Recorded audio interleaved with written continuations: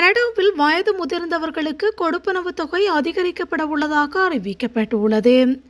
முதியவர்களுக்கு வழங்கப்பட்டு வந்த கொடுப்பனவில் சிறிய அளவில் அதிகரிப்பு பதிவாகியுள்ளது. நாட்டில் நிலவி வரும் பணவீக்க நிலைமைகளை கருத்தில் கொண்டு இவ்வாறு தொகை அதிகரிப்பு மேற்கொள்ளப்பட்டுள்ளது.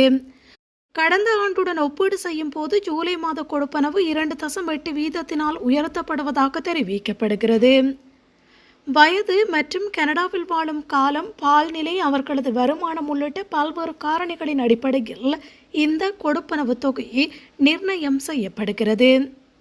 65 முதல் 74 வயது வரையிலானவர்களுக்கான நலன்புரி கொடுப்பனவு தொகை வழங்கப்பட உள்ளது.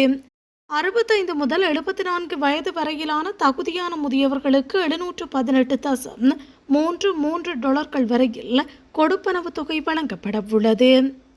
75 வயதுக்கு மேற்பட்டவர்களுக்கு அதிகபட்சமாக $790.16 வழங்கப்பட உள்ளது.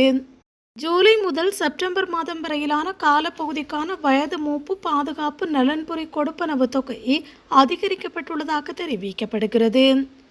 ஜூலை மாதத்திலிருந்து செப்டம்பர் மாதத்துக்கான கொடுப்பனவு 0.7% அதிகரிக்கப்பட்டுள்ளதாக அரசாங்கம் தெரிவித்துள்ளது. கடந்த 2022 ஆண்டு ஜூலை மாதம் 75 வயதுக்கு மேற்பட்டவர்களுக்கான கொடுப்பனவு தொகை 10% அதிகரிக்கப்பட்டிருந்தமை குறிப்பிடத்தக்கது.